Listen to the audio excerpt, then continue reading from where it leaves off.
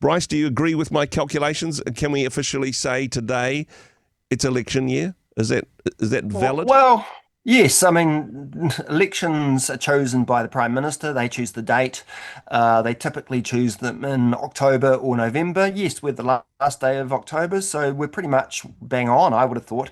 I mean, in January, it's become tradition for the Prime Minister to outline when they will call the election, for what date. And so, yeah, I think we are 12 months from this day, pretty much. Very exciting indeed. And hey, honestly, it's been an exciting week in politics. Exciting or disappointing, depending on which political party you're talking about, perhaps. And, well, off with a hiss and a roar, the Labour Party, a range of new policies, including the bold step to say capital gains tax we're in. Now, this is something that has been talked about for many years. No other political party has had the boldness to say we're going to go there. Well, hey, Greens have talked about it, but never really in a credible way. This is a bold move to say first big policy announcement, capital gains tax. What's your thoughts? Yes, no, you're absolutely right, and it's good to be talking about policy. Politics. Too often we talk about the horse race and the polls and the leaders and Yep. the charisma or lack of it. In this case, it's a good, solid policy announcement from Labor a year out, and capital gains tax is a very dearly held issue for those on the political left hmm and in the Labor Party. It's all about issues of inequality, the distribution of wealth and income, how we afford to pay for our welfare state. We need money for health, education, uh, superannuation. And so there's long been this sense in New Zealand on the left, especially, but not only on the left, is that our tax system isn't right, and that yes, we tax people's incomes, but we don't tax the money when people get windfalls from selling property. Yep. And so Labor really have been looking at this for the last 20 years, especially since 2011. Phil Goff ran on this policy in Yep. 2011 election of a capital gains tax. It didn't go very well for him then. David Cunliffe ran on 2014. It didn't go well for him then. Yep. And then Ardern ran in 2017 with a maybe. And then once she got in power, she had a working group to sort of give her some advice. In the end, they decided not to go with it, and that was hugely demoralizing for those in the party, those on the left in particular, who felt like they needed to do something big.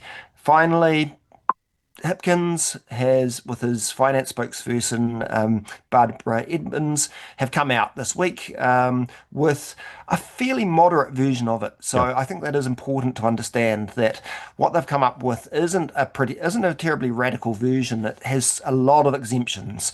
So yes, they've decided to go with capital gains tax, but they'll exempt the family home, they'll exempt farms, they'll exempt shares and businesses and so forth. So I think that they might have finally come up with something that Yep. that is probably sellable, that won't cause them too much grief during the next 12 months in Now, trying to win the public over. in some ways, it's cautious boldness, really, isn't it? I mean, as you say, Yeah. we've taken a long time to get here, partly because of the perception that it is political suicide to say capital gains tax, and actually maybe. The Labor government has done National a favour here. They've loaded the gun for them in terms of saying, "Hey, look at this." Labor's capital gains tax can now be attacked from two different directions. Firstly, that it's an extra tax. Secondly, that it's not likely to achieve much within the first 10 years and may cost almost as much to administer as it generates in revenue. And it gives people plenty of time to take any investment properties they've got and lock them into a family trust. It may be a bit of a fizzer, and of course the government will have 12 months of opportunities to point that out. Yeah, there's certainly a lot to critique about the policy. All tax policies have complexities and drawbacks. This one certainly will. And it's also the left, so the Greens, etc., that are complaining about this policy, saying it's too watered down, there's too many exemptions, etc. So I think Labour will be happy to get those criticisms from both sides. Yep. They will go with the argument, well, if we're being criticised from those on the far left and those on the far right or whatever, we must be getting it about right in the middle.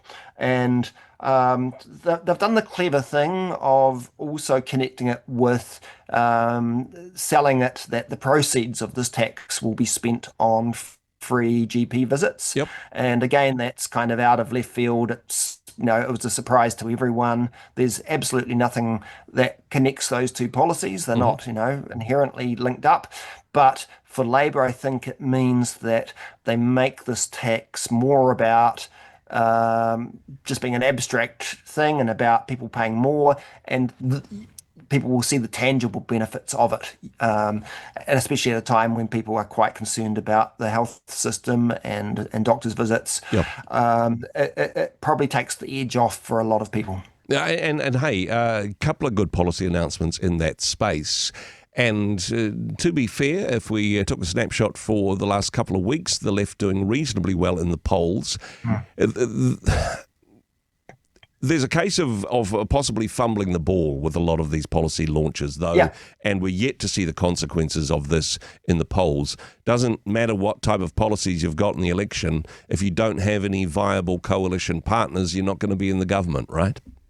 That's right. And so, I think Labour's doing reasonably well at the moment. They've had a bit of a boring 2 years where Chris Hipkins and his front bench have not really done much to show that they have an alternative to the current government. They've been pretty good at complaining and pointing out the errors of the government, but they haven't put forward much positive stuff. They're finally starting to do that, and I think Hipkins is, I sort of wrote him off a bit after the last election and thought, well, they can't carry on with him, but he's been fairly solid, and they've been going up in the polls. They're into the 30s, but they're at this stage at least very reliant on the coalition partners that aren't very reliable. So the Green Party obviously is always going to be a bit tricky, but mostly they're playing ball. But to Party Māori, we're seeing a real meltdown at the moment, and Hipkins is going to have to decide whether to cut them loose at some stage and say, we want nothing to do with these guys.